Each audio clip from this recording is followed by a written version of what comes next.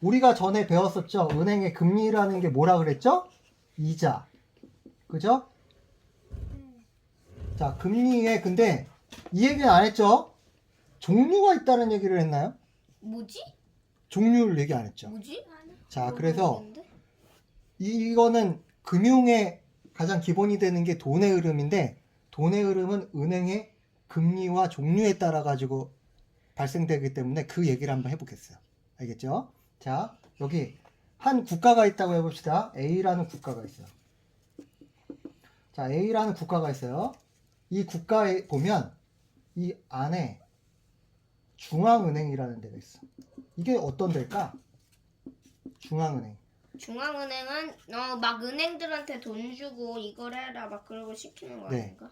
한마디로 얘기하면 중심은행. 나라에서 운영하는 국가가 운영하는 국책은행이야. 국책은행. 국책. 국가가 책임지는 은행. 나라가 직접 운영하는 은행이란 소리예요. 그럼 우리나라에서 이 중앙은행은 어딜까요? 서울은행? 여기가 명칭이 우리나라는 한국은행이라 그러지. 그렇지. 그러니까 자, 우리나라 돈이 막 우리가 생겨가지고 지폐도 있고 동전도 있는데 그런 것들 다 통제하는 데가 어딜까? 한국은행? 우리나라의 중앙은행인 한국은행에서 돈을 다 통제하는 거야. 그러면 자, 중앙은행이 있고 이 외부에 사회 그냥 우리가 사는 곳에는 일반 이제 시중은행들이 있지. 일반은행은 아닌 건가? 일반은행이라고 해도 돼요. 일반은행, 시중은행들이 사방팔방이지. 우리가 아는 은행 이름을 한번 대볼까? 서울은행, 은행. 서울은행, 은행. 뭐 신한은행, 신한은행. 국민은행, 뭐 기업은행, 서울은행도 있나? 뭐 많죠. 그런 건 없어. 그런 은행들이 이제 시중은행이야. 그러면 이제 금리라는 거 어떻게 되냐 봅시다. 일단 자, 국가가 돈이 필요하면은 처음에 돈은 어디서 만들어내요? 중앙은행에서 조폐공사라는 데서 돈을 찍어서 중앙은행에 갖다 줘. 그럼 중앙은행이 돈을 가지고 있다가 중앙은행이 개인한테 줄까 아니면 이 시중은행한테 줄까? 당연히 시중은행은. 그렇지. 돈은 어떻게 움직이냐면 봐. 국가에서 통제를 해서 중앙은행에서부터 시중은행으로 돈이 가. 그럼 시중은행에서 돈을 주겠네. 그죠? 1차적으로 중앙은행에서 시중은행으로 돈을 빌려주면 시중은행이 사람들한테 돈을 빌려주는 거야. 그러면 돈을 빌려주는 게 두 단계가 있죠. 첫 번째, 중앙은행이 시중은행한테 돈을 빌려줄 때도 그 빌려줄 때 이자를 받아. 금리를. 그런데 우리가 그 금리는 좀 다르게 이자라고 하진 않는데. 설명하기 위해서 이렇게 말해. 금리가 자, 기준금리. 그게 뭐지? 기준금리. 이게 중앙은행이 일반 은행들한테 빌려주는 금리다. 라고 해서 기준금리라고도 하고.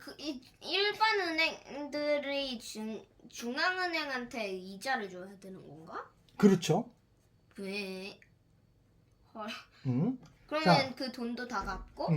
자, 그래서 기준금리라는 거는 중앙은행이 시중은행들한테 매기는 이자야.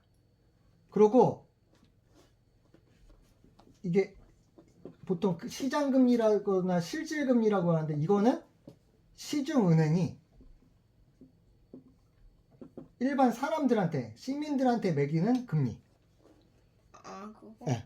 그러니까 대출 같은 거 했을 때. 그러니까 연세가 되겠죠. 봐보세요. 만약에 중앙은행이 그럼 두 시중은행한테 개가 있는 건가? 그렇죠. 자, 중앙은행이 시중은행한테 만약에 1%로 돈을 빌려줬어요. 1%가 뭐지? 그게? 자, 돈을 빌려주면 갚을 때 거기에 1% 이자를 넣어서 나한테 갚으라고 주는 거지. 한 5%는 돼야 되지 않나? 만약에 1%라고 쳐보세요.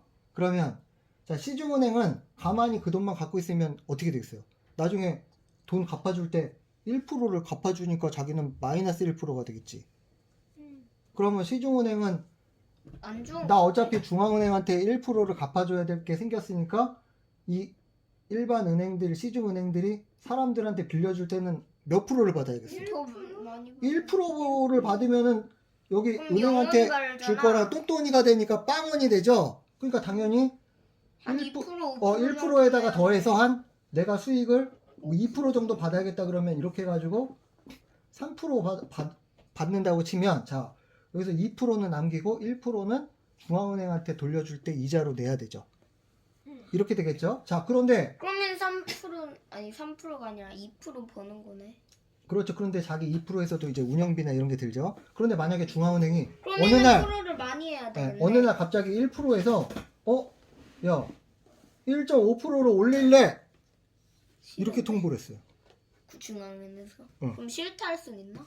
아니 싫으면 돈을 안 받으면 되지만 돈을 아니, 안 받아가야 받으면 돼요. 왜 받아가야 되지? 돈을 안 받으면 돈이 없으니까요. 아 대출해야. 자, 그래서 중앙은행이 빌려주는 기준금리가 어떻게 됐어요? 상승했지.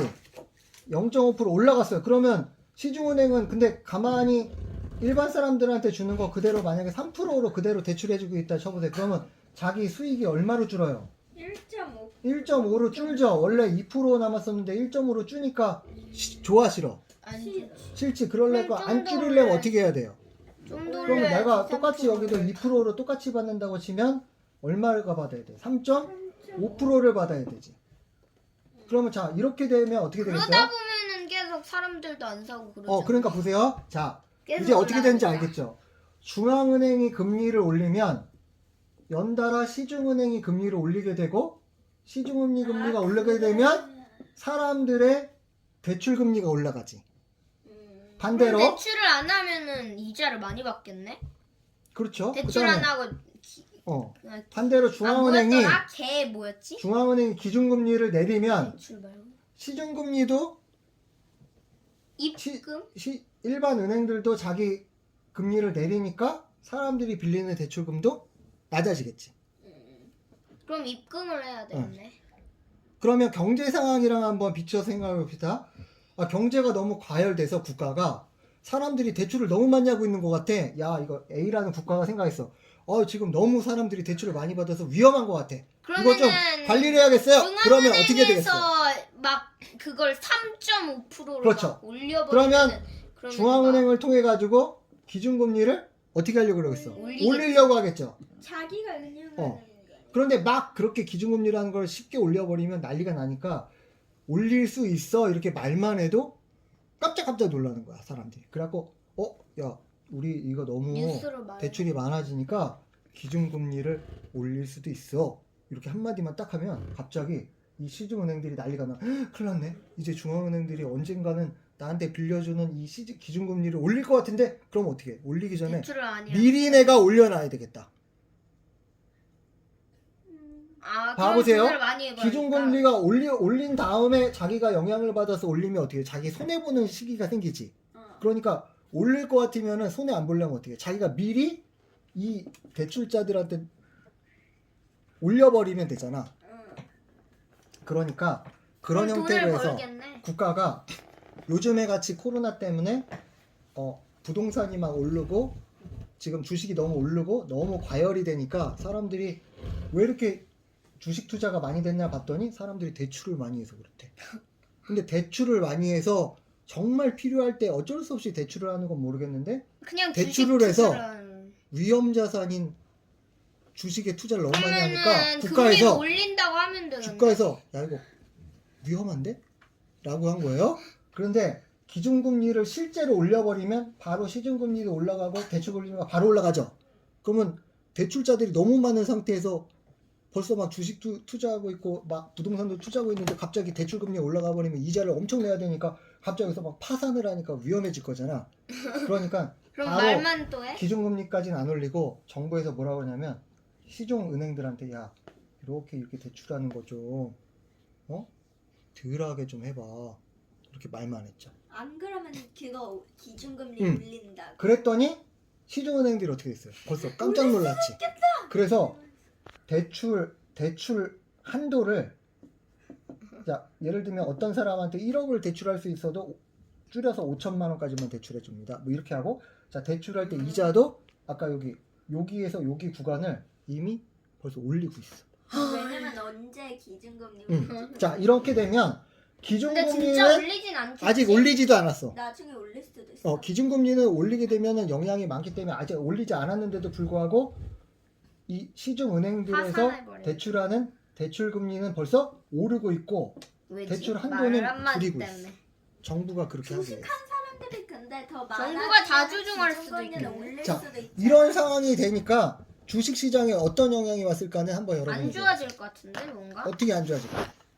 왜냐면 사람들이 막 좀 느리나? 아, 하는 쩍져지지. 사람은 그렇죠. 사람들이 왜냐면 대출을 해서 그 주식 투자를 해야 되는데 그 주식 투자를 하려면 대출을 해야 되는데 그 대출을 했을 때 갚을 이자가 너무 많으니까 그러니까 그렇죠. 돈을 너무 잃고 주식 투자도 생각해 보면은 다 잃을 수도 있는데 그럼 이자만 하고 돈도 아예 안 벌고 그러니까 안 좋아질 것 같아가지고 안 하게 될것 맞아요. 같은데. 그리고 이미 은행이 주식 투자를 하겠다라고 해서 기존에 대출을 받은 사람들한테 해주는 대출의 양도 줄이고 대출할 때 이자도 더 높게 받으니까 대출할 마음이 더 생기겠어요? 줄겠어요? 줄어버리죠. 그러면 대출하는 사람이 줄니까 대출을 그럼 덜 자기가 받고 막 돈을 이래가지고 하는 사람들 있지 않을까? 자기 돈으로 하는 사람은 원래 있었던 거야.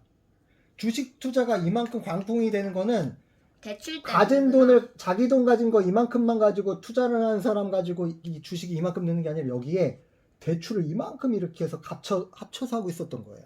근데 대출을 할 수 있는 이것들이 점점 분위기상 줄어들고 있죠. 원래는 그걸 잃을 수도 커면. 있지만 큰 돈을 벌 수 있어서 했는데 그걸 잃을 수 있는 게 좀 더 잘 생각나니까 왜냐면은 이것도 이자도 엄청 갚아야 되고 잃으면 또 돈도 엄청 하니까 잃기만 하면은 원래는 막 그냥 잃기만 해도 뭐 조금밖에 안 되니까 괜찮은데 근데 완전히 이자까지 내고 잃기까지 하면은 나빠지니까 그렇죠. 그러면 자, 기준금리를 올리면은 막 거의 다 다 자기 사는 돈으로만 사는 사람만 거의 근데 많고. 기준금리를 올리면 너무 변화가 많이 생길 텐데. 그렇죠. 그러니까 이 기준금리를 건드리는 거는 되게 조심스러워하고 있는데 자, 지금 코로나 상황에 전 세계 이 중앙은행들의 기준금리가 높은 편일까 낮은 편일까? 낮지. 매우 낮은 편이에요. 거의 왜 매우 없다시피 한 낮지? 편이죠. 왜 매우 낮지? 지금 막 대출 많이 하는데. 왜 매우 낮을 것 같아요? 코로나 때문에 힘들어서. 힘들어서 장사가 안 되니까. 당장 기준금리 올려버리면 나가서 돈을 써요 사람들이? 안 지금- 쓰니까. 지금 대출 받은 사람들이 이자도 감당이 안 되는 거예요. 이자도 감당이 안 되는데 기준금리 해가지고 이자를 엄청 올리면 안 좋으니까 그렇죠. 엄청 자,